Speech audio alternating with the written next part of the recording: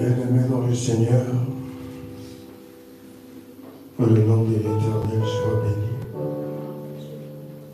Et pour la faveur et la grâce. Alléluia. Et surtout, de comprendre la parole de Dieu. Alléluia. Et quand vous avez l'opportunité d'écouter la parole de Dieu, c'est vraiment une grâce. Alléluia. Qu'est-ce que Jésus a dit dans Matthieu chapitre 13? Heureux sont vos yeux, parce que vous voyez ce que vous voyez. Heureux sont vos oreilles, parce que vous entendez. Alléluia. Beaucoup de rois ont désiré voir ça. Jésus a dit, beaucoup de croyants du passé ont désiré la même chose, mais malheureusement, ce fut un mystère pour eux. Alléluia. Ils ont salué tout ça de loin. Mais avec nous, c'est différent. C'est vraiment différent. Et il faut vraiment prendre le temps de méditer, d'écouter et de comprendre la pensée de l'Esprit. Alléluia. Alors, Jésus nous a révélé dans ce même Matthieu 13 qu'il y a un combat spirituel quand la parole de Dieu est proclamée. Alléluia. C'est très important. Très, très important. Avant d'aller loin, j'aimerais qu'on puisse lire ça. Pour que tu comprennes que c'est très important, ce moment. Humainement parlant, intellectuellement, on peut passer à côté. Parce qu'on n'a pas suffisamment de profondeur spirituelle pour aller plus loin que ça. Alléluia. Alors que Jésus sait combien c'est très important. Cette parole qui peut produire beaucoup de choses dans ta vie. Dimanche passé, j'ai dit, ils ont négligé la révélation, et finalement, c'était la catastrophe dans la vie de beaucoup de personnes. Parce qu'ils ont pris à la légère certaines choses. Dieu a parlé, ils ont pris à la légère, et c'était le chaos pour certains. Beaucoup ont perdu des choses vraiment importantes dans la vie par pure négligence. Alléluia. Parce qu'ils ont ça dans leur esprit. Ils sont tellement négligents. Beaucoup ont perdu famille, femmes, enfants par négligence. Alors, ne ressemble surtout pas à Ésaü. Alléluia. Ne ressemble surtout pas à Ésaü. C'est important parce qu'il a tout perdu, absolument tout perdu, mais quand il a compris ça, c'était trop tard. Amen. C'était trop tard. Alors ne sois pas lent à comprendre ce que Dieu dit, ce que Jésus reprochait à ses disciples après sa résurrection. Vous êtes tellement lent à comprendre. Voyez, la parole de Dieu est une lumière qui nous ouvre beaucoup d'horizons spirituels. Et on sait voir de très, très, très loin. C'est comme des lunettes, vues de loin. Alléluia. Où on sait voir des choses, certaines choses que le monde ne peut pas voir. Un homme normal ne peut pas. Il n'a pas cette nature-là. Il n'a pas la capacité de voir certaines choses. C'est pour ça qu'ils sont souvent surpris. Mais quand Jésus dit « Heureux sont vos oreilles », c'est parce qu'il sait, il connaît l'impact de la parole de Dieu, vraie et véritable, quand elle trouve une bonne terre, l'impact de cette parole. Alléluia. C'est très important. Alors, Matthieu chapitre 13. On va lire ça vite fait. Et on va 7 églises, Apocalypse. Alléluia. Je vais faire ça en 2 parties. La première partie aujourd'hui et la deuxième et dernière partie le dimanche prochain. Alléluia. Et de là, on lance notre semaine de prière. Alors, préparez-vous déjà psychologiquement, mentalement, spirituellement, alléluia, à cette semaine de jeûne et prière. Et le premier thème, je vous ai parlé de Bethesda, n'est-ce pas? Maison de miséricorde. Et deuxième thème, je vous ai dit que c'est dans cette église, et nous allons avancer pendant une semaine dans la prière, et on va chercher la face de notre Dieu. C'est très important. Alors, Matthieu 13, on y va vite. Matthieu 13, c'est juste un passage pour t'apprendre quelque chose de très important que tu ignorais peut-être. Vous voyez? On se lit à partir du 16e verset.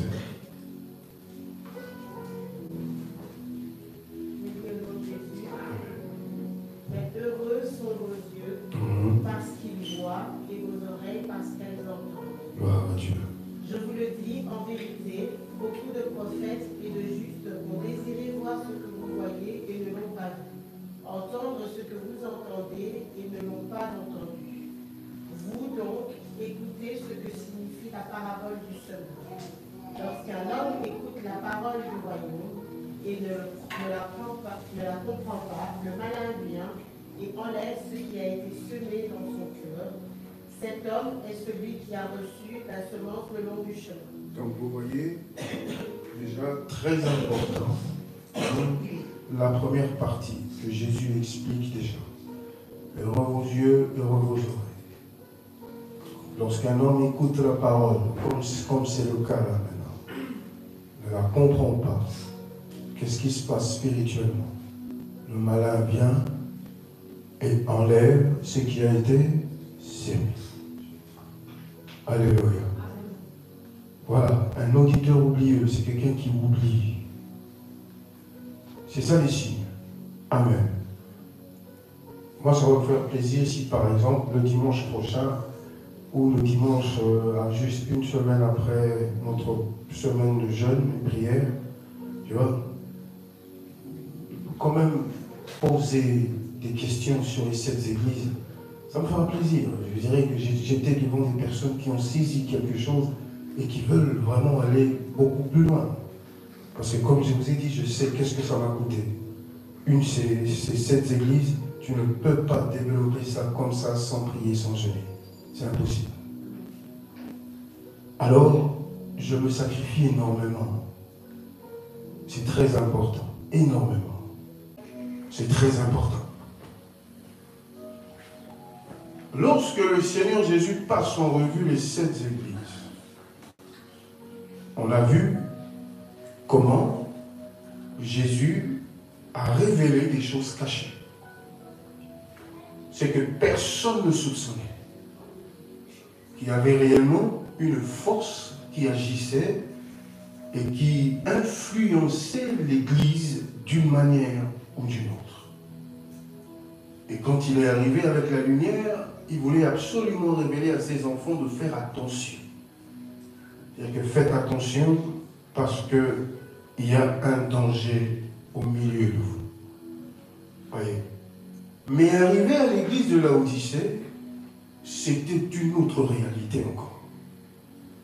C'est la 7e église, c'est-à-dire l'église de notre temps, là où on est maintenant.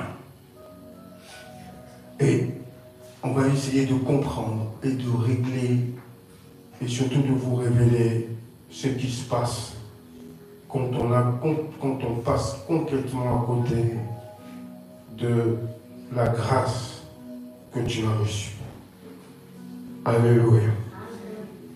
Le don que tu as reçu. C'est très important de ne pas passer à côté de ça et laisser autre chose prendre le dessus. Apocalypse chapitre 3, le verset 7.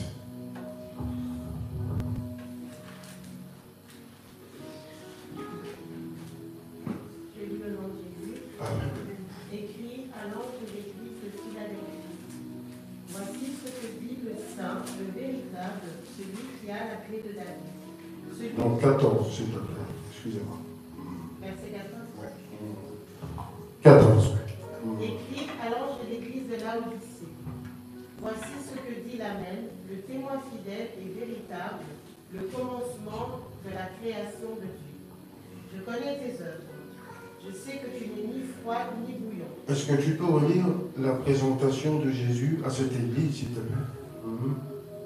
Voici ce que dit l'Amen, le témoin fidèle et véritable, le commencement de la création de Dieu. Je connais tes œuvres, je sais que tu n'es ni froid ni bouillant. Puisses-tu être froid ou bouillant? Ainsi, parce que tu es tiède et que tu n'es ni froid ni bouillant, je te vomirai de ma bouche. Parce que tu dis, je suis riche, je me suis enrichi et je n'ai besoin de rien, et parce que tu ne sais pas que tu es malheureux, misérable, pauvre, aveugle et nu. Je te conseille d'acheter de moi de l'or éprouvé par le feu, afin que tu deviennes riche, et des vêtements blancs, afin que tu sois vêtu, et que la honte de ta nudité ne paraisse pas, et un collier pour oindre tes yeux, afin que tu vois. Moi, je reprends et je châtie tous ceux que j'aime. Et donc du zèle et répandu. Voici, je me tiens à la porte et je frappe. Si quelqu'un entend ma voix et ouvre la porte, j'entrerai chez lui, je soufflerai avec lui et lui avec moi. Celui qui vaincra, je le ferai asseoir avec moi sur mon trône. Comme moi, j'ai vaincu et me suis assis avec mon Père sur son trône. Que celui qui a des oreilles entende ce que l'Esprit dit aux églises. Parole du Seigneur. Voilà. Ça, c'est la 7e église, l'église de Laodicée. C'est la révélation de Dieu. Alléluia. Dieu qui révèle l'identité de cette église. Le problème qu'on va régler pendant ces 2 dimanches, c'est quoi? Premièrement, sur la médiocrité spirituelle. La médiocrité spirituelle. Voilà. Tu sais, pendant les 7 églises, le but, notre semaine de jeûne, ce sera pour retrouver un peu de fraîcheur spirituelle, alors des choses qu'on a perdues. Et je vais expliquer comment on a perdu ça. Vous voyez? Je vais expliquer comment Satan a fait de nous des personnes sans importance. Parce qu'il sait que c'est très important pour lui de nous maintenir là-bas, dans la médiocrité spirituelle. Je donnerai la conséquence. C'est important. Vous voyez? C'est quoi? Qu'est-ce qui se passe spirituellement quand on laisse Satan s'installer quelque part? Quoi de mieux qu'une église? Parce que c'est l'ennemi héréditaire du diable. Génération après génération. Vous voyez? On a demandé à une personne, prouve-moi que ton Dieu existe. Donne-moi la preuve que ton Dieu existe. Que tu as un Dieu vivant, comme vous le dites. Donne-moi la preuve. Tu vas tous les dimanches à l'église, n'est-ce pas? Qu'est-ce que ce Dieu a fait pour toi? Pour que tu ailles tous les dimanches à l'église. Parce que moi, je voudrais te suivre. Mais je veux une preuve tangible que ton Dieu existe.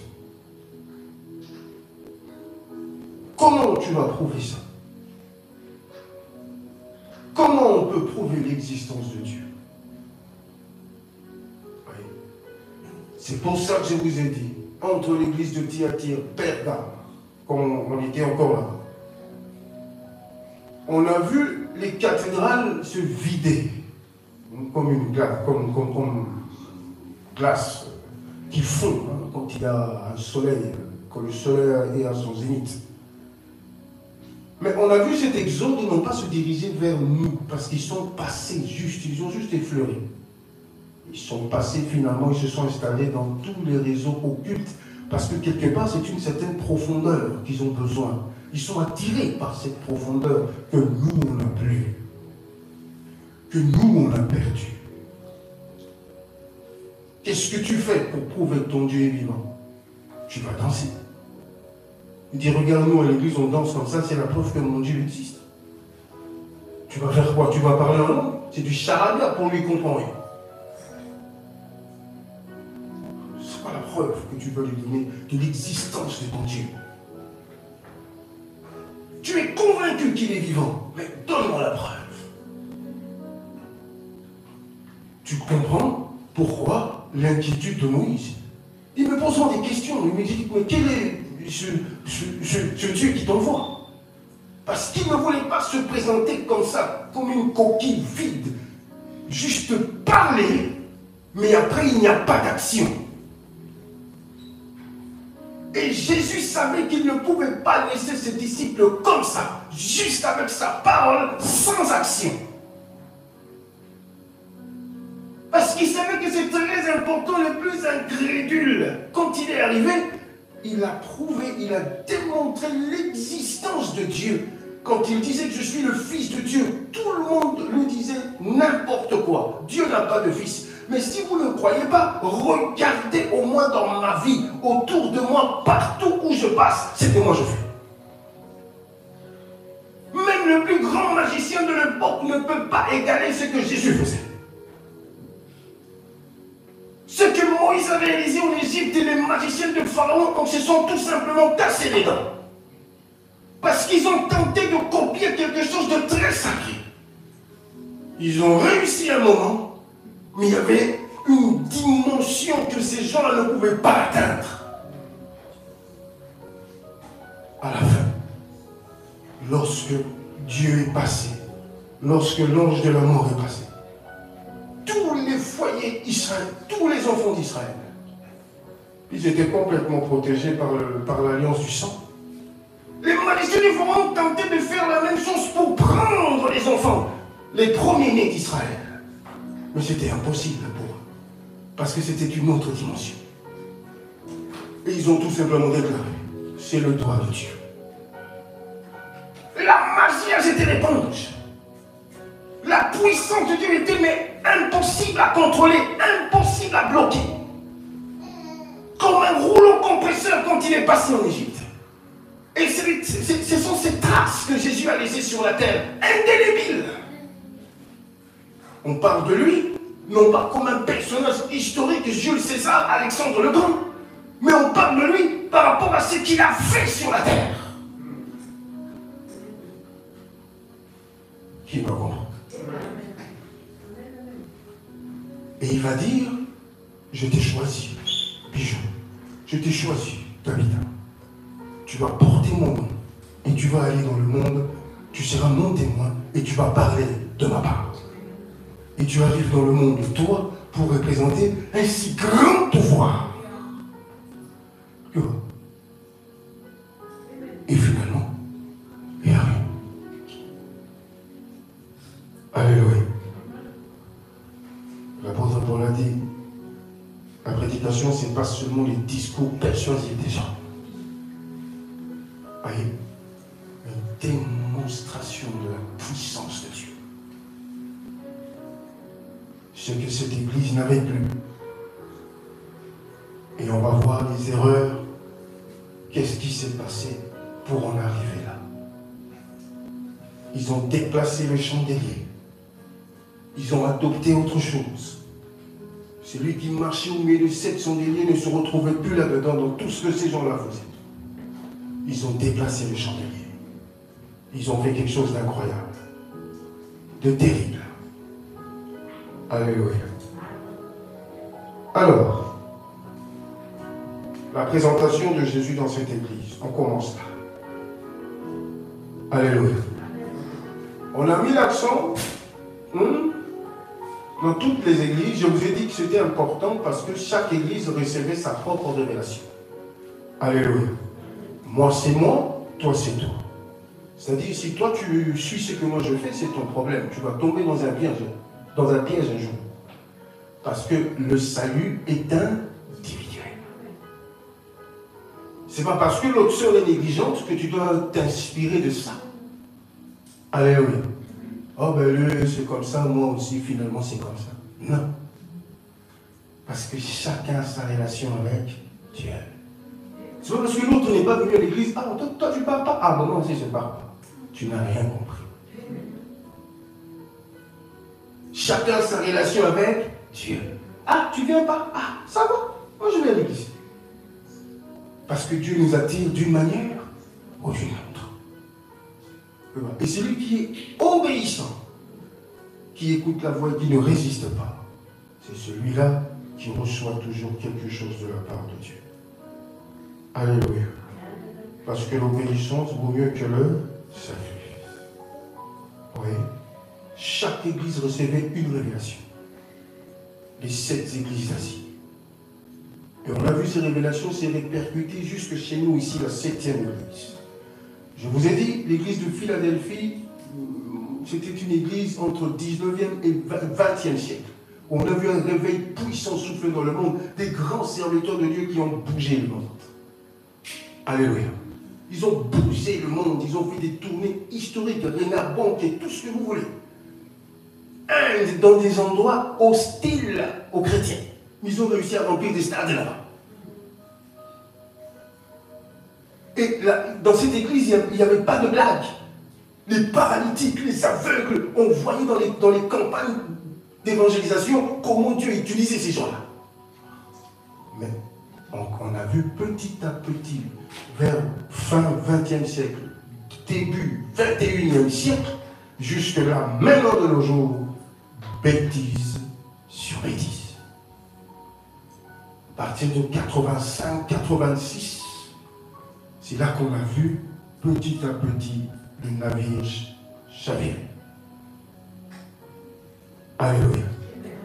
Jusque là où on est aujourd'hui, où Jésus dit carrément, tu es ni chaud, ni bouillant, tu es tiède et je te vomirai.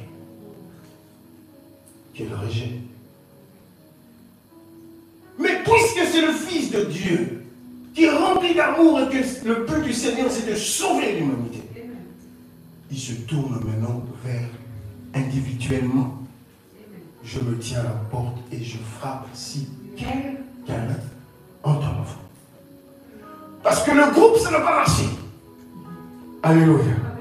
C'est comme ça. Moi aussi j'ai eu un moment, beaucoup d'amis dans ma vie, on était tous là, tout ça. Alléluia. Et que s'il y a, tu as un ami, une amie qui a beaucoup d'influence, tout ça, il vous attire vers ses bêtises. On a tous connu ça. Tu vois, certaines choses, on a fait ça pas par conviction, on a fait ça parce que tu as peur que les autres disent que tu es, que toi tu es un peu bizarre. Voilà. J'ai fait ça aussi. Je me rappelle que pour fumer, cigarette, tabagisme, c'est vraiment parce que je ne voulais pas passer pour un idiot chez mes amis. J'ai encore souvenir. 80. J'ai encore souvenir. Voilà. C'était pas conviction, finalement, je suis devenu un fumeur, mais. Je sais pas. Dieu d'échappement et pour ça. 2 paquets et demi par jour. Alléluia. Mais c'est parti l'influence. Un ami m'a influencé. Tu vois, tu comprends pourquoi, depuis qu'ils sont sortis de l'Égypte, Dieu n'appelle plus un groupe. Que vous 4 là, comme vous êtes des amis, venez me servir. Non. Dieu n'appelle plus un groupe. Que voilà, parce que vous êtes ensemble, vous devez me servir. Non. Amen. je me tiens à la porte et je frappe si quelqu'un entend ma voix. Et qu'est-ce qu'il promet de faire? J'entrerai. Est-ce qu'il y a une condition?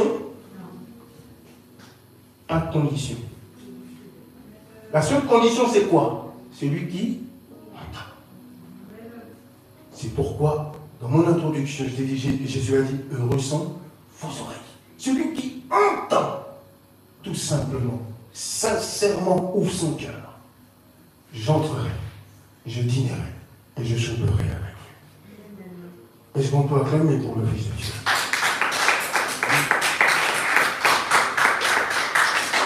On parlera de la force d'une personne qui obéit à Dieu. C'est important, c'est un peu plus tard. Mais on voit dans sa présentation, quand Dieu rejette le groupe et qu'il se tourne vers un individu, Jean chapitre 1, la parole s'est faite chair, elle a habité parmi nous, pleine de grâce et de vérité. N'est-ce pas?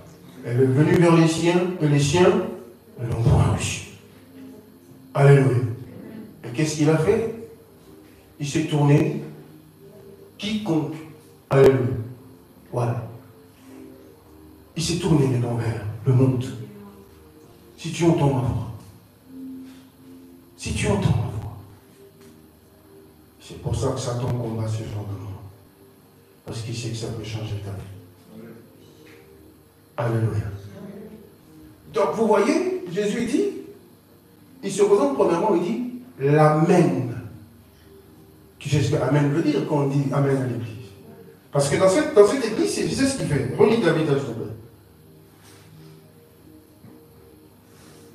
Écrit à l'ange de Laodicée.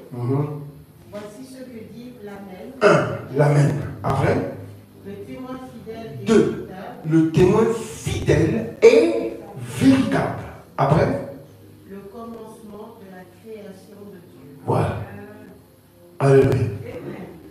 Donc, chaque révélation, quand Jésus s'adressait à chaque église, il y avait toujours... Voilà. Donc, cette parole correspond exactement, tu vois, à l'état d'âme de cette église. Donc, il ne parlait pas en vain, dans le vent. Et quand il se présentait, c'était déjà, c'est par là déjà qu'il lançait déjà... qu'il révélait déjà l'état d'âme de cette personne. Alléluia. Il dit l'Amen d'abord. Amen pourquoi? Amen, pour ceux qui ne le savaient pas et qui le répètent depuis 20 ans, depuis que tu viens à l'église, tu dis Amen, tu ne sais pas ce que ça veut dire. Amen, ça veut dire vérité. C'est vrai. Alléluia.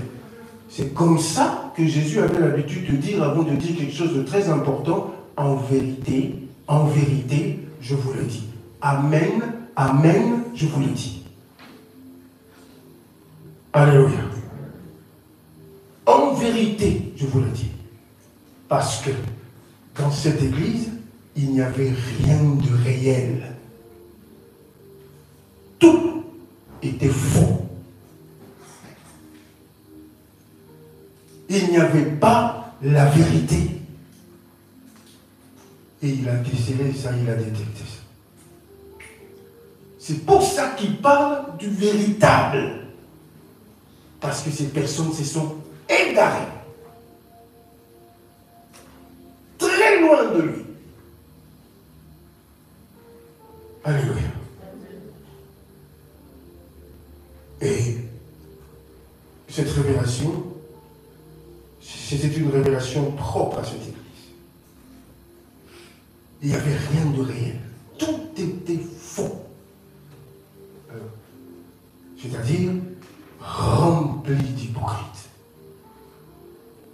La seule chose que je souhaite jamais à une personne, c'est de vivre avec un hypocrite. Alléluia. Et il y a d'ailleurs un homme qui a dit, il prie pour ses amis, non, parce que c'est plus dangereux un ami quand il te poignarde qu'une personne que tu sais déjà c'est mon ennemi. Donc c'est-à-dire, avec la personne que tu sais déjà qui est ton ennemi, tu seras prudent. Quand tu le vois, Aïe. Alléluia. Mais quand c'est un ami, oh mon ami, ça va. Tu baisses ta garde totalement. Et imagine qu'il a des pensées bizarres. C'est celui qui te poignarde qui fait le plus mal. Mais quand ça vient d'une personne où tu savais déjà que là-bas, c'est pas ça, ça te fait rien. Tu dis, de toute façon, je savais que c'est, voilà. Mais quand ça vient d'une personne qui se faisait passer pour proche, ami, toujours des paroles, ceci, cela. Mais c'est cette personne-là qui, là, ça fait mal. Pour se relever d'une telle déception, il en faut du courage. Selon toi, tu m'as fait ça. Comme un Judas, un traître. Mais qui était toujours, tu vois, dans l'entourage de Jésus. Toujours. Il était toujours là. Et Jésus le savait. Alléluia. C'est d'ailleurs lui qui tenait la bourse. Donc c'était déjà un traître depuis le commencement. Ça n'a pas choqué. Et Jésus l'a dit dans Jean 17, n'est-ce pas? Les lecteurs de la parole de Dieu. N'est-ce pas, Jésus l'a dit? Je n'ai perdu aucun sauf le fils de... Parce qu'il savait que c'est comme ça. Ça fait pas mal quand ça vient de lui. Donc, je donne raison à cette personne qui disait je prie pour mes amis, mais pas pour mes ennemis. Voilà. Parce que c'est compliqué. Quand c'est faux, c'est faux. Quand ça sonne faux, c'est comme ça. Oui, on peut tout faire pour s'éloigner de cette nature. Elle te rattrape un moment. Des circonstances fait qu'à un moment, cette nature-là nous rattrape. Et Jésus qui vient, qui passe en revue cette église, il dit, mais ce n'est qu'une bande d'hypocrites. Oui. Ce n'est qu'une bande d'hypocrites. Ils m'ont chassé déjà depuis très longtemps dans leur vie. Je n'existe même plus.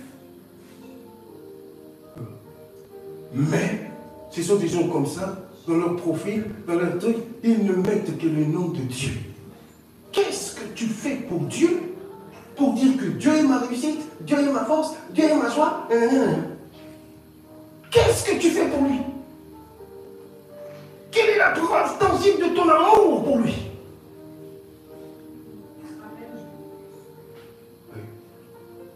Alors, c'est quelque chose, voilà, que beaucoup ignorent. Le véritable l'amène, il se présente à lui, parce que Dieu aime la sincérité. Quand il n'y a pas de sincérité, il n'est pas là. Il vous observe, parce qu'il ne forcera jamais la main à qui que ce soit. Il te laisse faire guider ta vie comme tu l'entends.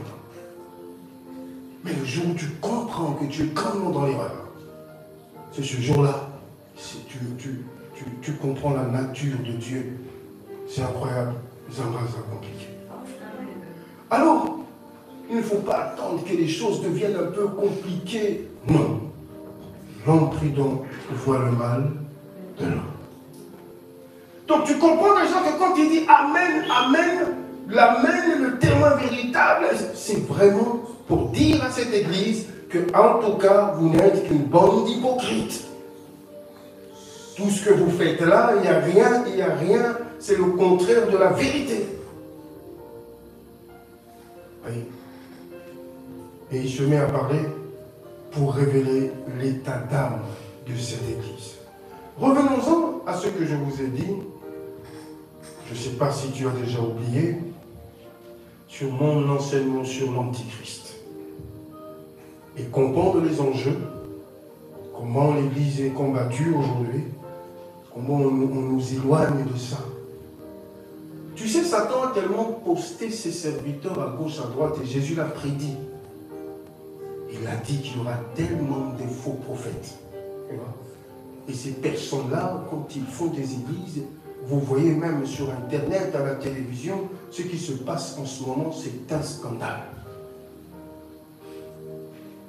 La preuve que tu as été appelé par Dieu souligne ça. Tu n'auras jamais de carence de message. Et le jour où tu te retrouves à un moment où tu ne sais pas quoi dire de sa part, deux solutions. Tu n'as pas été appelé, ou soit tu es très, très mature.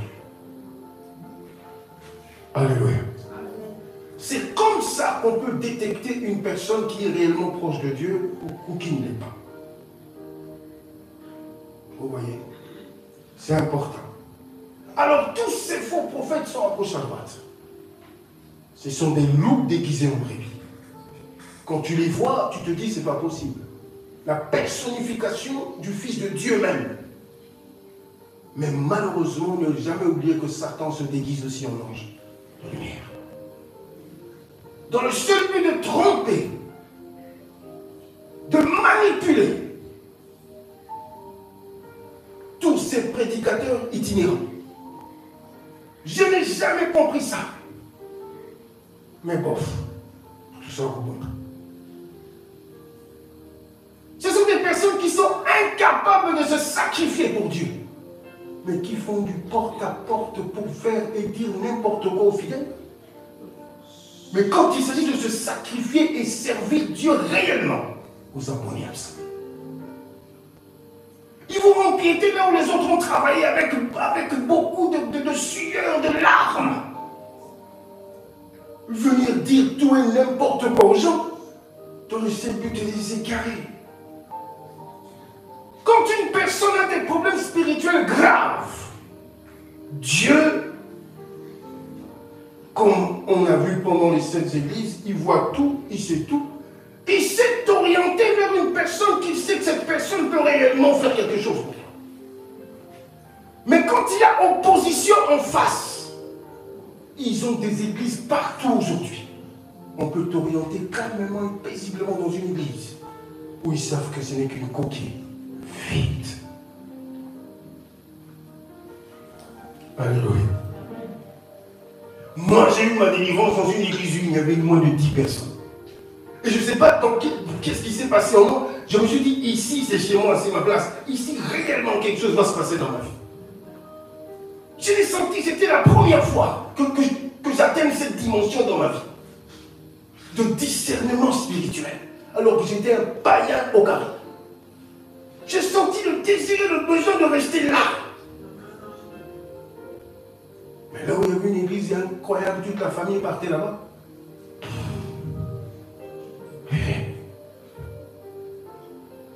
Encore un peu, ils peuvent faire même le Je vous salue Marie là. Alléluia. Tout ça pour mettre l'eau dans son vin et éviter des guerres inutiles. Alors, Genèse chapitre 1er. Ça va? Tu comprends? Alléluia. On avance petit à petit, n'est-ce pas? Oui. Genèse chapitre 1er. Le premier chapitre. Alors, bon. On va lire à partir du premier verset. Amen. Au commencement, Dieu créa les cieux et la terre. La terre était informe et vide. Il y avait des ténèbres à la surface de la ville, et l'Esprit de Dieu se mouvait au-dessus des eaux. Oh, Dieu. Dieu dit que la lumière soit, que la lumière fut. Dieu dit que la lumière était bonne, et Dieu sépara la lumière d'avec les ténèbres. Dieu appela la lumière jour, et il appela les ténèbres nuit. Amen. Ainsi, il y eut un soir et il y eut un matin, ce fut le premier jour. Parole du Seigneur, le temps est éternel. Amen. Voilà. Tout ça, bien aimé dans le Seigneur, je veux que tu soulignes quelque chose. La mission, c'est quoi? Mettre en échec les plans de Dieu. N'est-ce pas? Donc, il n'y aura jamais d'armistice entre la lumière et les ténèbres. Alléluia. Mais l'Église aujourd'hui, on nous enseigne à faire quoi? À mélanger les deux. Mettre l'eau dans son vin. Alléluia. On nous appelle, comment dirais-je? Il faut évoluer. Vivre avec son siècle. Vivre avec son temps. Et on dit que la Bible est dépassée. Et même au Vatican, pour ceux qui suivent un peu tout ça, vous avez même l'avis du pape sur la Bible, quand on a parlé de l'homosexualité. C'est un scandale. Quand on nous amène à mélanger les choses, c'est un mélange toxique, bien aimé. Les ténèbres et la lumière, ça ne se mélange pas. On a bien vu que Dieu a pris le temps de faire quoi? De séparer. Il n'y aura jamais d'armistice qu'on s'assoit autour d'une table et on discute comme l'église de Laodicée. Ils étaient autour d'une table, ils ont discuté, ils ont dit bon, on va lâcher ça parce que ça sert à rien. Et la Bible va même plus loin. Il n'y a pas de relation entre les ténèbres et la lumière. On ne peut pas mélanger les deux. C'est gauche ou droite. Tu ne peux pas mélanger gauche et droite. Ça, il faut donner ça, je ne sais pas, un autre nom. Quand tu mets gauche et droite ensemble, c'est pas possible. Le ciel et la terre, c'est pas possible de mélanger. Ce sont des choses que tu ne peux pas mélanger. Il y a les enfants des ténèbres et les enfants de la lumière. Ce mélange n'est pas possible. Si par accident tu te retrouves avec un enfant des ténèbres, ce couple-là va se briser un jour. Parce que Dieu ne te laissera jamais aller et progresser avec quelqu'un qui n'est pas de ta nature. Et sois-en sûr, tu peux tout faire, soi-disant, Dieu va tout faire pour qu'il change de vie. Il ne changera pas, c'est sa nature, il est comme ça, il est méchant. Mais la nature de Dieu, c'est différent. On est souvent victime. Ils viennent profiter parfois de notre largesse. Parce qu'ils savent qu'on dit pardon, on dit amour, on dit paix. De toute façon, il va dire oui. Mais pour ça, on dit, mais quelle naïveté. Ce n'est pas de notre faute. C'est la nature de Dieu qui fait qu'à chaque fois que tu reviens, je te pardonne. Ce n'est pas ma faute. C'est une indulgence là. C'est Dieu. Et ils le savent en face. Que finalement, il va finir par pardonner. C'est là que je vais donner le coup de grâce. Oui. À un moment, ça doit faire tic dans l'esprit d'une personne qui, malgré les bêtises les plus incroyables, mais tu es en face d'une personne qui t'a pardonné. Et t'es vérité. C'est parce qu'il n'a pas la nature de Dieu. C'est une faiblesse. Et finalement, certains ont décidé de changer. Amen. Ils sont devenus radicaux. Trop de coups dans la vie. Radical. Parce qu'à un moment, ils ont mélangé les choses. Voyez. Dieu a séparé. Oh. Et pour bien marquer cette séparation, il appelle lumière jour, ténèbres nuit. C'est-à-dire, c'est pas la même chose. Merci.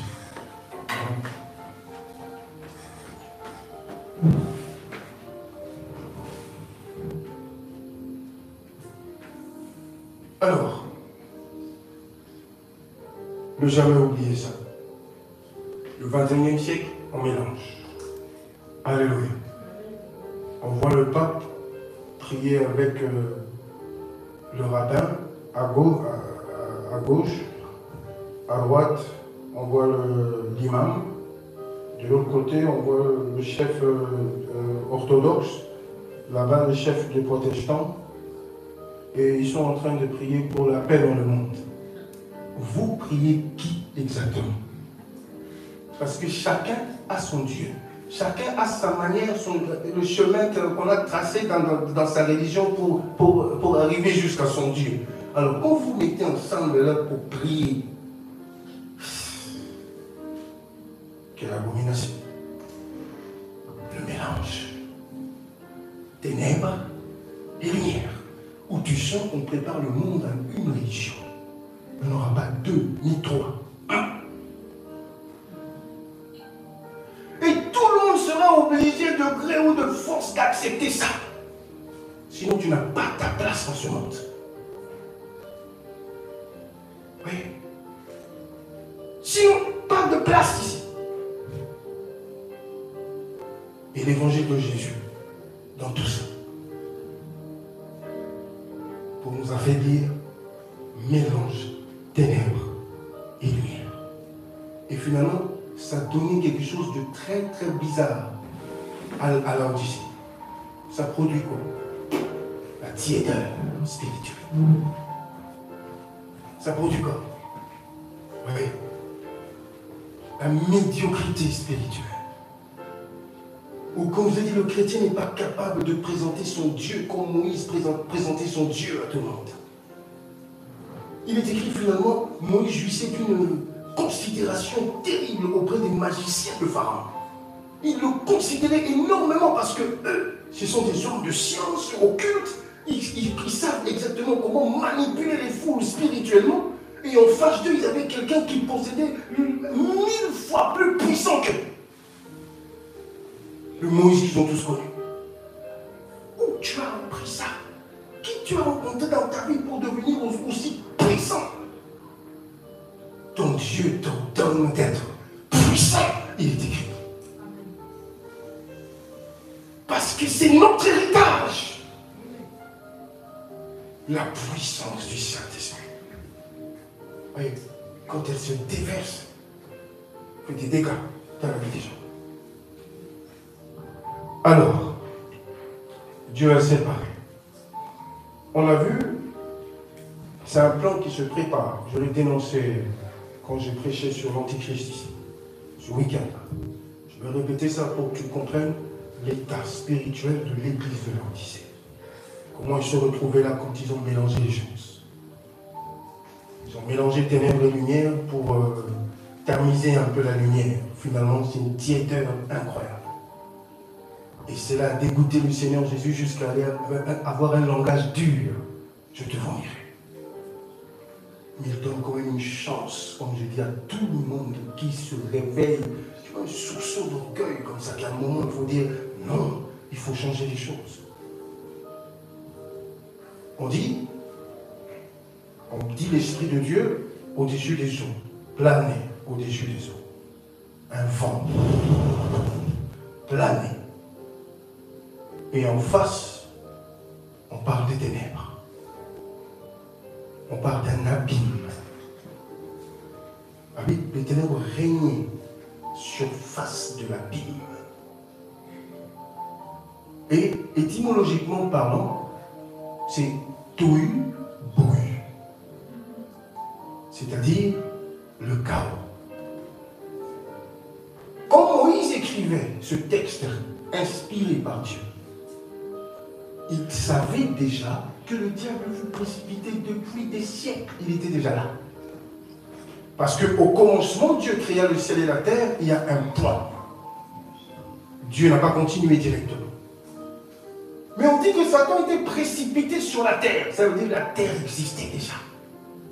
Mais Dieu n'avait encore rien fait. Et quand Satan s'est retrouvé précipité sur la terre, qu'est-ce que ça donnait? Le tohu-bohu, c'est-à-dire le chaos. On décrit ça comme un chaos. Et sois-en sûr, là où on laisse l'ennemi s'établir, venir s'asseoir, s'établir, faire ce qu'il veut, c'est le chaos. Regardez la famille de Job, comment il a réussi à détruire cette famille magnifique. Job, un homme qui craignait Dieu, qui était pieux, il est écrit, même Dieu en était tellement fier, mais Satan voulait absolument le détruire. Par pure jalousie. Parce qu'il n'aime pas voir le bonheur, quelqu'un aller de l'avant, avancer. Alors quand il voyait ça, il était dans tous ses états. Il a tenté de le faire 1 million de fois, mais ce n'était pas possible car Dieu était autour de lui comme une muraille de feu. Mais le jour où tu as permis, tu peux l'aller, mais ne touche pas à son âme. On a vu la nature du diable. Qu'est-ce que le diable sait réellement faire quand il s'introduit dans une famille, par exemple? C'est le chaos. Divorce, maladie, infirmité, division, querelle, le chaos. Alors, pour le laisser le temps de travailler calmement, tranquillement et accomplir ses plans machiavéliques, c'est difficile pour lui de travailler quand il y a la gloire de Dieu. C'est difficile pour lui de travailler quand il y a la puissance de Dieu. Il n'a pas autorité, ce n'est pas possible en la matière. Parce que l'Esprit de Dieu est infiniment plus puissant que tout autre esprit qui existe dans l'univers. Dans le monde des esprits, quand tu vas là-bas, il est écrit tout genou fléchi. Ils peuvent nier son existence ici sur la terre, mais ils savent que spirituellement, c'est le seul qui règne et qui domine. Eux connaissent la puissance du nom de Jésus, que nous négligeons pendant que nous prions parfois distraits. Mais eux savent exactement quand tu fais quelque chose réellement inspiré par Dieu, ce que cela peut apporter dans ta vie. Pendant que Paul et Silas chantaient seulement comme nous, regardaient les visions naturelles qu'il y a eu tout autour d'eux. Mais ils étaient seulement en train de chanter comme nous on fait ici les dimanches. Cette louange, il était qui a brisé les chaînes, la fondation même de la prison a bougé. Le geôlier qui était là pour le surveiller paniquait.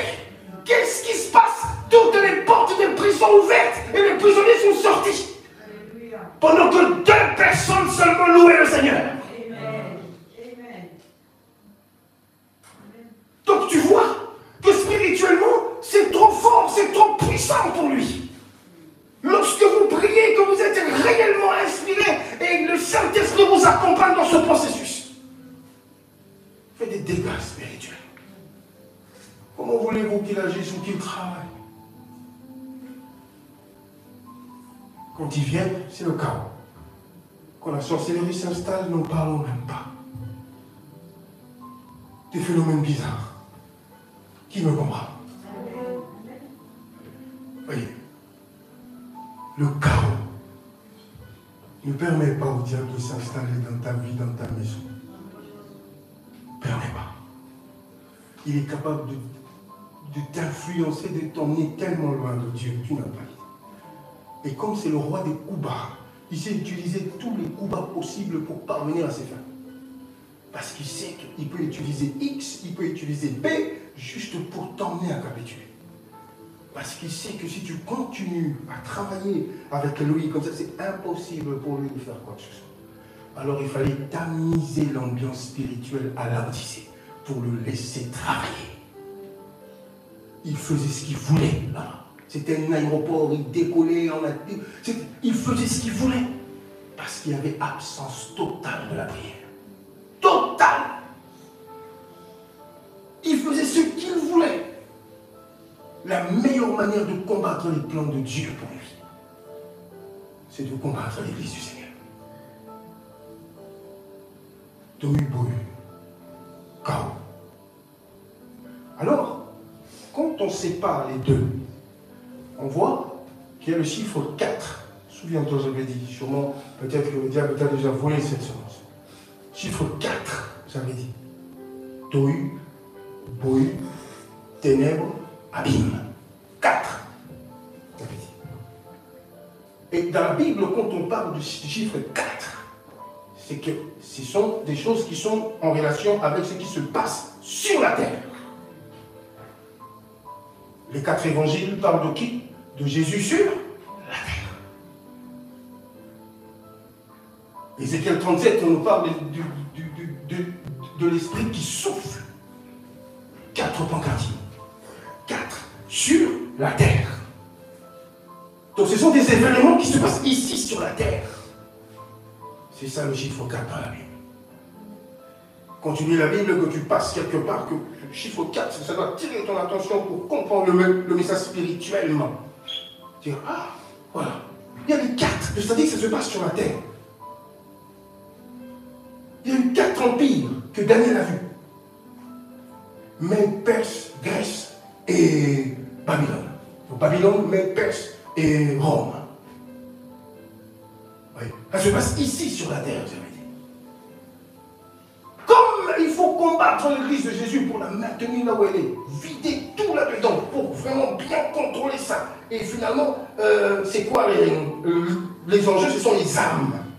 Donc quand ils vont aller là-bas, ils vont faire tout ce qu'ils veulent, on laisse, mais côté spirituel, on bloque.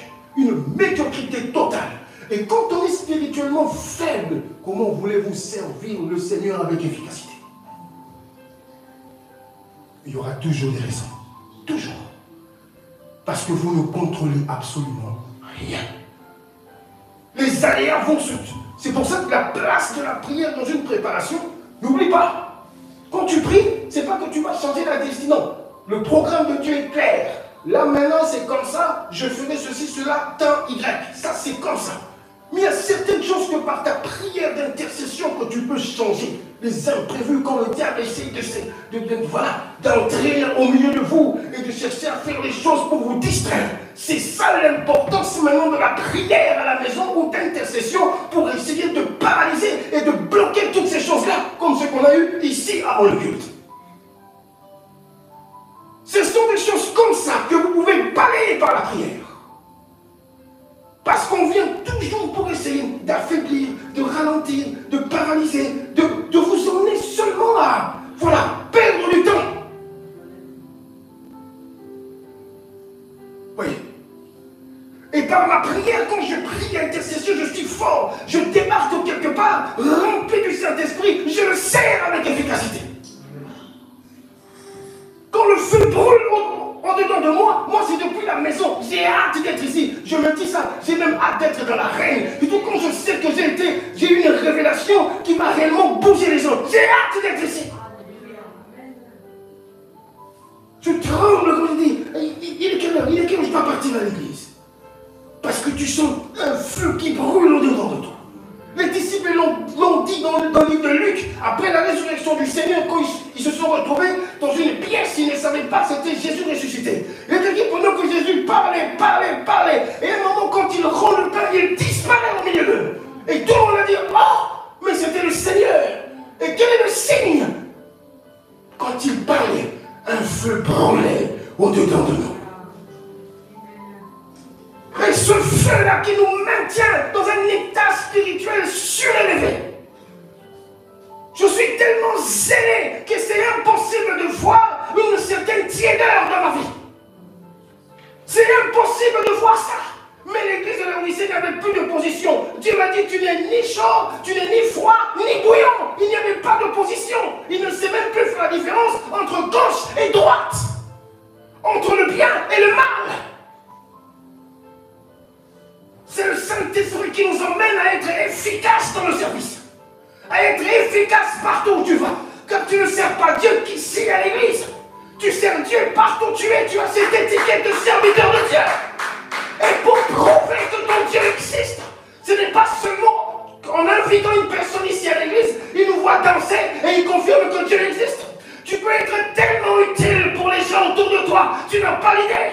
Avec la grâce et les dons spirituels que nous avons reçus.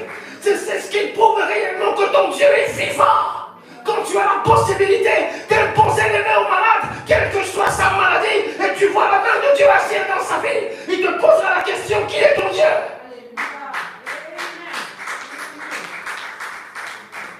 Et quand on arrive dans le lieu de travail, à l'école, on prend notre casquette des chrétiens, on met à part, on devient comme monsieur tout le monde. On est tous dans la masse. C'est comme ça. Où est la différence entre toi et ces gens-là? La différence. La différence, c'est pas parce que vous allez à l'église. Oui. J'aime ça. Tu vas quelque part, on te dit, toi tu es différent, tu n'es pas comme les autres.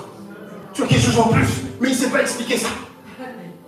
Toi, je vois en toi quelque chose en plus. Moi, j'ai déjà eu ce témoignage 1000 fois. Tu n'es pas comme les autres. Je sens que toi, tu es une autre. Et quand tu parles, il y a une certaine profondeur. Alléluia. Comment ça se fait? C'est comme ça que j'ai réussi à ramener mon propriétaire, s'il vous plaît, athée à l'église. Je ne l'ai jamais prêché. Il savait seulement que j'étais pasteur et c'est tout. Et quand on a signé le bail, il m'a dit, je ne sais pas pourquoi je te fais signer ce bail, mais quelque chose me pousse à le faire. Je n'avais pas de garantie, s'il vous plaît. Je suis allé visiter l'appartement comme ça par la foi. Pas de garantie, je n'avais qu'un seul mois de loyer incomplet. J'arrive, on visite, il y avait plein de monde. Alors comme je n'ai pas ce complexe d'infériorité pour dire, de toute façon avec tous ces blancs, moi c'est fini. Non. Je suis parti de là. Quelques jours après, il me rappelle. Il m'a dit, il y avait des gens avec une situation plus stable que toi. Mais je ne sais pas pourquoi je t'ai appelé. C'est mon témoignage, je ne sais pas pourquoi je t'ai appelé. Viens, tu es toujours OK? Il dit, oui, je suis toujours OK. Viens tel jour, on signe le bail. J'arrive sur place. Ah, Seigneur, pas de garantie. Là, quand on va maintenant toucher à ce dossier-là, je laisse toi entre les mains de Dieu. Bon, c'est venu de lui-même. Écoute, ouvre un compte comme ça, tu mets 50 € par mois, après ta garantie. Zambé existe. Il me dit, écoute, on va à la banque, ouvre un compte, comme ça tu mets 50 €, le jour où ta garantie est OK, paf, on bloque ce compte-là, et puis c'est fini. Tu as ton loyer? Oui. Il dit, je paye, comme ça, voilà les clés. Sans garantie. Je dis, si je ressemblais à ce frère-là dont je vous ai parlé avant le culte, il n'allait même pas se présenter devant ce propriétaire-là. Voilà. De toute façon, moi, on m'a toujours dit que je suis bête. On m'a toujours dit que je suis idiot. On m'a toujours dit que je ne suis pas beau. Ah, toi, il est très beau. Il dit, mais tu es mignon, mon frère. Oh, mon pasteur, arrête. Oh, mais tu es mignon. À son âge, il n'a jamais eu de femme. Ah! Petit Namai. Tout ça parce qu'on t'a bourré des choses dans le crâne. Illusion. Il vit par rapport à ce que les autres pensent de lui. Ce que les autres disent de lui. Tu es ce que tu es pas parce qu'eux pensent ça de toi. Mais l'apôtre Paul a dit, par la grâce de Dieu, je suis ce que je suis. Si tu ne m'acceptes pas comme je suis, sois-en sûr que Dieu m'accepte comme je suis. Sinon, il n'y aurait jamais eu de vocation. S'il y a la vocation, c'est-à-dire qu'il a vu mes bêtises, il a eu pitié de moi, il m'a attiré vers lui et il m'a détruit. Voilà. Et puis l'histoire continue, il m'observait. Et un jour il me dit, bon, je ne sais pas pourquoi, mais je ressens le besoin de venir à l'église. Hein? Ah bon? J'ai dit, oui, moi et ma femme, c'est où l'église? Je donne l'adresse. Ils sont de Manage, près de Louvière. Donc à l'époque, c'était mon voisin. On était comme ça, moi là, lui là. Les gens détestent habiter près du propriétaire, mais moi et lui, c'est autre chose. C'est devenu un ami même jusque-là. Et il me dit, l'adresse, je donne l'adresse à Bruxelles, Anderlecht. Ils viennent presque jamais avec, ce sont des Italiens, s'il te plaît. Bruxelles, Anderlecht, on nous dit, ok, on viendra. Ils sont venus quand on était de l'autre côté. Van Liep, voilà, Rugueux. Il est venu. Témoignage. Je n'ai pas prêché. Il a observé ma vie, comment se parle. Il a dit, ah non, je dois aller voir.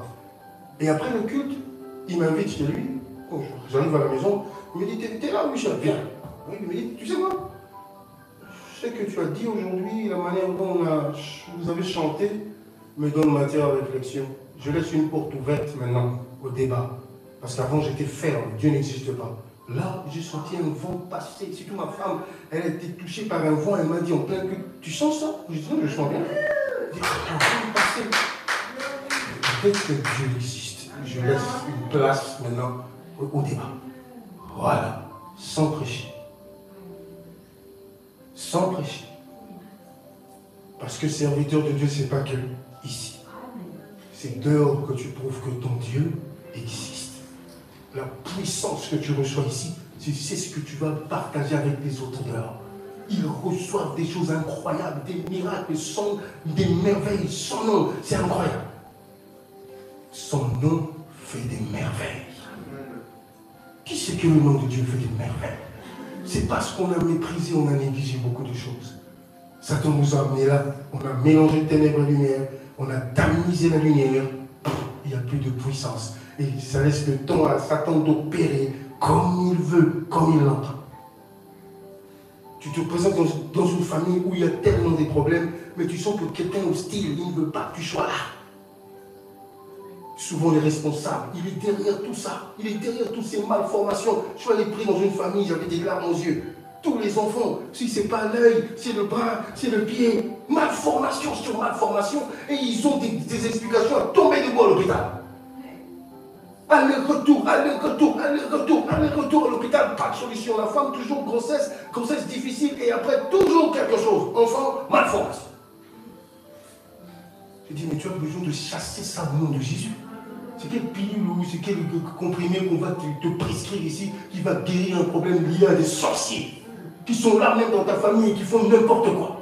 Ils vont tout faire pour t'éloigner de la puissance de Dieu, pour que tu sois, que tu deviennes leur esclave. Ils font ce qu'ils veulent après. Le chaos, quand tu laisses la porte à Satan d'entrer dans ta maison, dans ta famille, il détruit tous les potentiels possibles. Il vous vide de tout. Même l'espoir, il prend. Il prend l'espoir. Tu te réveilles le matin, tu es perdu. Tu ne sais plus quoi faire ni quoi penser. Il t'a même pris l'espoir, il t'a tout pris. Tu restes. Mon gars, ma vie, Seigneur, je suis perdu. Qu'est-ce que je vais devenir? Oh là là. Alléluia. Lorsque le fou de Gadara a vu Jésus pour la première fois, il le chasse. Mais je n'étais pas le fou. Vous êtes d'accord avec moi? Pas ici, qu'est-ce que tu fous là? Jésus, calme. Parce qu'il savait que c'est pas lui. Alléluia. Combien de fois tu t'es disputé avec un démon sans que tu comprennes ça? C'est même pas la personne qui parle, démon. On a vu ça ici un dimanche. On se soigne d'un démon.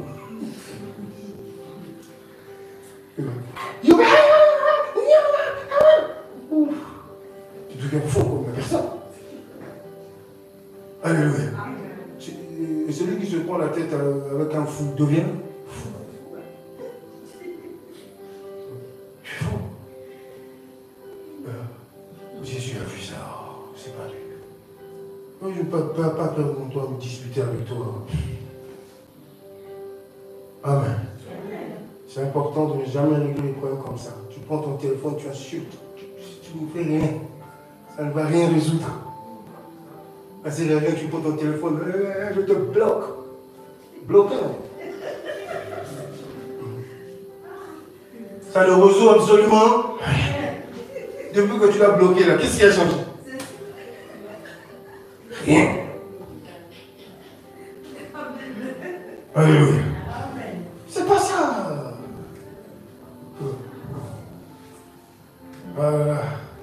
Je suis obligé de m'arrêter ici. Alléluia. Je t'avais prévenu que c'est trop profond. Amen. C'est pour ça que j'ai fait ça en 2 parties. Et je vais juste vous donner Tohu Bohu. Après, le dimanche prochain, on va avancer pour permettre une semaine de jeûne et prière. Alléluia. Il sera vraiment, vraiment puissant. Amen. Donc, séparer les ténèbres et la lumière. S'il y a quoi que ce soit comme influence dans ta vie, encore là aujourd'hui, pendant une semaine, on va casser ça au nom de Jésus-Christ. Séparation, divorce, c'est fini. Et vous permettre de le servir sans crainte. Et on va parler de Bethesda, la maison de miséricorde. C'est là-bas qu'on va aller chercher la miséricorde de Dieu. Alléluia. Et finalement, tout était devenu tiède, une lumière tamisée. Et on va demander au Saint-Esprit de déverser sa puissance pour qu'après une semaine de prière et cet enseignement, un vrai nouveau départ dans ta vie. Pour briser, marcher sur les obstacles qui te faisaient ombrage. Alléluia. Tu peux vaincre ça quand Jésus-Christ. Alors, Tohu Bohu, j'avais dit 4, tu as compris. C'est important. Tu as eu bouleversement. Quand Satan s'installe, bouleversé. Il bouleverse tout. Alléluia. Bouleversement. Et on a vu, là maintenant, en ce moment dans le monde, le bouleversement, c'est incroyable. C'est incroyable. Les changements, tout ce que tu vois tout autour de nous, toutes ces guerres, tout ça, ça veut dire quelque chose, quoi. Amen. Et pendant ce temps-là, tu vois qu'il y a certaines personnes qui sont encore là en ligne, en train de suivre des débats. Moi, je suis des X, moi, je suis des B, des Kasana, gna. Alléluia. Alors que le monde change. Une profonde mutation au su au vu de tous. 2. Bohu. Quelque chose de vide, sans importance, j'avais dit. Tu vois là où on a emmené l'église de la Odyssée. Quelque chose de vide, sans importance, mais avec une belle apparence. À peu près comme l'église de Sardes, morte, mais avec une belle apparence. Alléluia. Tu vois? Donc ça nous ramène que tout ce qui brille ne vaut pas de l'or, n'est-ce pas? C'est très important, ne fais pas des choix dans la vie comme ça. Il est beau, il a des lunettes. Alléluia. On ne peut pas faire des choses de la vie comme ça. Amen. Ne joue pas avec ton avenir comme ça, avec il a des lunettes, quand il met ses lunettes, justement, porte. Non. Il ne faut pas faire des choix comme ça dans la vie. Alléluia. C'est comme ça. Et j'expliquerai la semaine prochaine la différence entre un fantasme et la volonté de Dieu. Alléluia. Parce que quand c'est devenu un fantasme, là, alléluia. Fais de l'Éternel tes délices, si tu te donneras ce que tes fantasmes et désirs. Tu rêves de ça, oui, moi je les aime comme ça.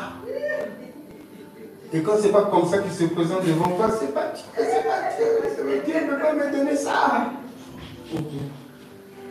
Il connaît nos besoins, il ne faut jamais oublier. Il sait qu'il est certes de petite taille, mais c'est ce qu'il te faut. Il sait ça. Alléluia. Donc, belle apparence, ça ne veut rien dire. Alléluia. 3. Ténèbres. La première définition, selon notre contexte, parce qu'il y a plusieurs définitions, mais selon cet enseignement, 1. Le néant. T'as vu l'église de l'Odyssée? 2. La mort. C'est ça. L'état de l'âme privée de Dieu. C'est ça les ténèbres. Quelqu'un qui est privé de Dieu. Et Satan utilise les ténèbres comme couverture pour travailler. Alléluia. Privé de la grâce de Dieu. C'est ça. Quelqu'un qui n'a pas Dieu dans sa vie. Les ténèbres, encore une autre définition pour aider l'obscurité. Et tout à l'heure, on a fait la lecture avec la soeur, on a parlé de la nuit. Dieu a appelé les ténèbres la nuit. Alléluia. Donc tu vois pas et Satan adore ça. Si on éteint la lumière, tout est noir ici, tu ne vois plus rien. Alléluia. Et c'est là qu'il se promène et fait ce qu'il veut. Parce qu'il sait que tu vois pas. Mais quand une petite lumière, il dit danger. Là, la sœur Bijou avec sa lumière, il faut l'attaquer et la plaquer au sol. Parce que c'est elle qui apporte la lumière là. C'est la vérité. Tu vas à la famille, tu souffres énormément. Il faut te plaquer au sol. Parce qu'on dit que toi, tu as la lumière. Il risque de révéler beaucoup de choses. Et la vie devient difficile. Tu comprends rien? Ton seul péché, parce que tu as la lumière. Fils de lumière, tu es là avec ta lumière. Tu dis, oh là là. Non, moi j'aime pas quand tu es là. Amen. C'est important.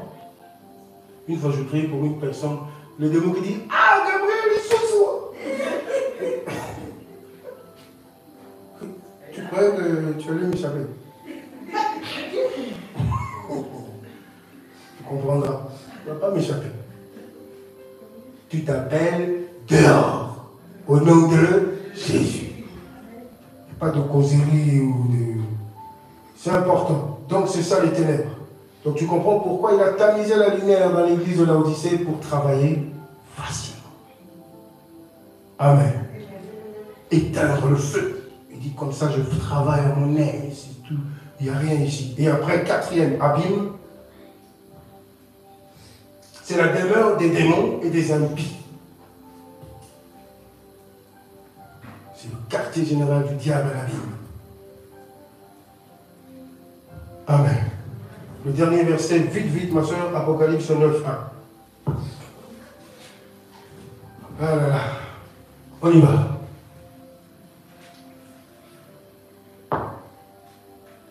Je lis au nom de Jésus. Amen. Le cinquième ange sonna de la trompette. Et je vis une étoile qui était tombée du ciel sur la terre.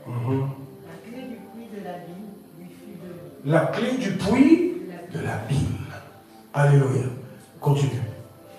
Et elle ouvrit le puits de l'abîme, et il monta du puits une fumée comme la fumée d'une grande fournaise, et le soleil et l'air furent obscurcis par la fumée du puits. De la fumée sortirent des sauterelles qui se répandirent sur la terre, et leur fut donné un pouvoir comme le pouvoir qu'ont les scorpions de la terre. Voilà. Il leur fut dit de ne point faire de mal à l'herbe de la terre, ni à aucune verdure, ni à aucun arbre, mais seulement aux hommes qui n'avaient pas le sceau de Dieu sur le front. Ah, ils ont raison de faire du mal à qui? Aux hommes qui n'avaient pas le sceau de Dieu sur le front. Aux hommes qui n'avaient pas le sceau de Dieu sur le front. Alléluia. Donc tu vois qu'on a libéré des esprits, c'est juste un exemple, du puits de l'abîme. Tous ces démons se sont, mais alors déchaînés. Continue.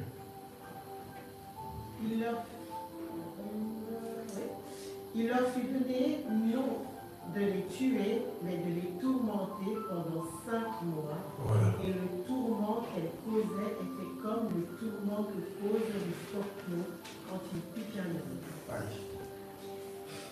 Et ces jours-là, les hommes chercheront la mort, et ils ne la trouveront pas. Ils désireront mourir, et la mort fuira loin d'eux. Tu vois là où le monde se dirige. Amen. Je ne te souhaite pas d'arriver là-bas. Alléluia. Que Satan ne te trompe pas jusqu'à t'emmener là-bas. Les gens chercheront la mort, rien. La mort fuira. Pour la première fois, la mort va dire c'est déjà rempli là-bas. Et imagine la souffrance. Le monde se dirige vers quelque chose d'affreux, bien-aimé. Alléluia. Vous voyez, c'est incroyable. Et ça, on parle de l'abîme. Quatrième. Suivez. Quatrième monstre. Regardez ce qu'il va faire. Il va mettre des colères, il va déverser sa colère sur la terre, si je t'arrête. Mais d'une force incroyable. Qui peut arrêter ça? Qui peut sauver les âmes? L'Église de Dieu. Mais si l'Église de Dieu est dans l'état dans lequel on est là maintenant, tiède, qui sera sauvé? Vous voyez? À l'Odyssée, c'est terrible. Et la deuxième partie, on comprendra. Comment ils se sont concentrés sur des détails terribles. Comme on dit, l'arbre qui cache la forêt. Donc, on se concentre sur les détails et finalement on passe à côté sur la vérité, sur une source même de cette situation, le problème, le véritable problème. Voyez? On a besoin de personne, ils ont dit. Tout le monde était riche et super bien habillé. Jésus a dit, tu es malheureuse. Tu ne sais pas que tu es pauvre, aveugle et nu. Historiquement, c'était une ville, je dirais la semaine prochaine, on comprendra pourquoi tout le monde était bien habillé là-bas. Tout le monde est toujours bien sapé. Tout le monde. Oui. Et je vous ai donné parmi les définitions ici, la place de la mode, dans ce qui se passe maintenant. Comment Satan, pour séduire l'humanité, il se sert de la musique, de la mode, de tout ce que vous voyez, pour que tout le monde se concentre sur ces détails-là. Et pendant ce temps, la réalité qu'il y a autour, les ténèbres, personne ne comprend. Et on voit tous les coups bas possibles. Comment Satan agit sans que qui que ce soit ne soit alerté. Il agit. Il fait ce qu'il veut. Parce qu'il a réussi à contrôler les plus forts. Il dit, ils sont là. Ils sont là. Personne ne va bouger là. Je fais ce que je veux. Personne. Le frère dort. La sœur dort. T'inquiète pas. Ils ne vont même pas se réveiller. Parce qu'ils sont trop concentrés sur leur confort. C'est là on verra fantasme et volonté de Dieu. Le besoin réel, vital de ta vie. C'est important. Mais malheureusement, on vit dans une société où on nous pousse à consommer. On ne pense qu'à ça. Je ne sais pas, dans 10 ans, on sera dans l'iPhone 57, c'est ça? Je ne sais pas. Là, on est à combien? Mon fils Daniel, il me prend la tête, iPhone. On est à combien? 15. Tu vois? 1, 2, 3, 15, jusqu'à 58, 59. Je ne sais pas, ça sera comment iPhone 62? Si Jésus ne revient pas, bien sûr. Ça sera comment? Parce qu'on a vu les gens qui ont atteint, côté technologie, ils ont atteint quand même un niveau élevé. Et s'ils vont encore faire plus que ça, eh ben, je me demande. Si les téléphones ne vont pas voler et qu'on va parler, il y a des téléphones qui volent. Alléluia. Voilà, je ne sais pas si on va commencer à s'écrire, mais non, tu écris, le téléphone part jusqu'à mon mec, et puis l'autre répond, le téléphone revient. Je ne sais pas. Alléluia. Donc, tu sens que tout ça c'est fait pour le consommateur. On doit consommer. Et finalement, ça produit des envies bizarres. Et tu posséder ça, je veux ça. Et tu te déconcentres sur ce qu'il faut. Voyez un peu. Pour les étudiants, alléluia. Si tu commences à chercher des chichis, tu n'iras pas là. Contente-toi de ce que tu as. Même si c'était un petit téléphone, du moment que tu sais aller chez Google, chez WhatsApp, c'est bon. Moi, dans mon téléphone, à part WhatsApp, appeler, et le message normal, à part les 3 là, je ne fais rien d'autre. Je n'ai pas de compte du Facebook, TikTok, j'ai rien de tout ça. Je suis d'ailleurs nul dans ça. Rien. Le téléphone veut, alors, au revoir. Alléluia. Donc je n'ai pas besoin d'acheter iPhone 62 pour me sentir bien. Ça me suffit. Alléluia. En cela, le pasteur a dit que iPhone 62, il ne faut pas acheter. Et quand tu n'as pas encore le moyen, pourquoi tu te casses la tête? Tu vas finir par voler pour rien. Attends, travaille. Contente-toi de ce que tu as. Mets de l'argent de côté. Demain, tu vas t'acheter un iPhone 38 à 17 000 €. Tu as largement le moyen de le faire. D'ailleurs, tu es fier quand tu as ton téléphone. J'ai travaillé pour avoir ça. Mais je ne comprends pas ceux qui volent et après tu te pavanes devant les gens avec des trucs que tu as volés. Alléluia. Et puis n'achetez pas des produits qu'un autre a volés. Tu attires la malédiction dans ta maison. C'est un téléphone volé, même si c'est un iPhone 18, n'achète pas. Oh, mais pas, mon frère, pas. Non. Alléluia. Ton moitié pris. Et tout ça pour qu'il aille fumer. Une fois, on a fait la blague, on va voir jusqu'où il va aller. Il a commencé à 500 à 50.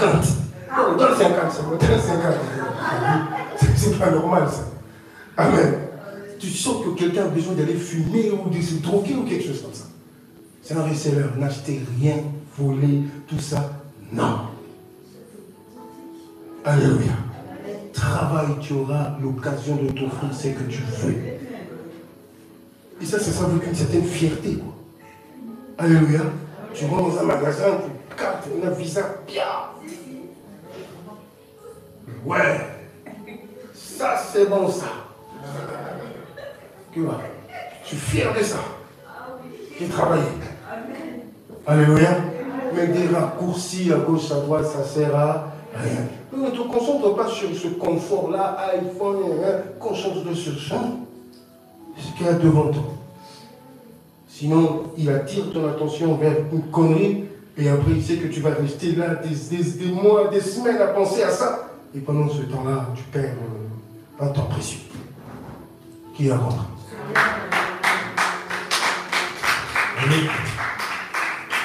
Alors, rendez-vous pour deuxième partie dimanche prochain. Et on va lancer notre semaine de jeûne. Que l'Éternel vous bénisse.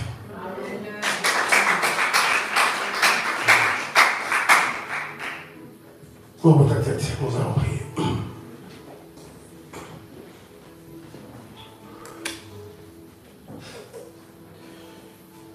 Gloire à Dieu.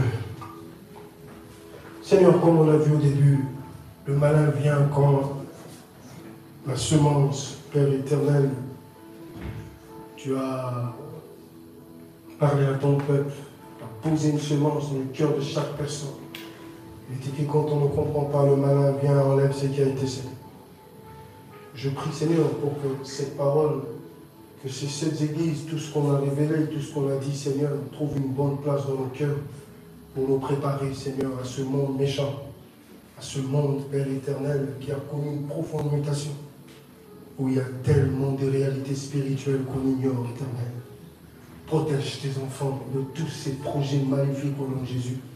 Protège tes enfants, Père éternel, de tout ce que l'ennemi prépare pour les surprendre au nom de Jésus. Bénis, Père éternel, les familles et les foyers. Bénis, Seigneur, ceux qui travaillent et les étudiants, au nom puissant de Jésus. Rallume cette flamme, ce désir dans nos cœurs de te servir comme Père autrefois. Père, cette flamme brûle en nous, les intercesseurs, les choristes, Seigneur, les protocoles, les pasteurs, partout, au nom de Jésus, Seigneur.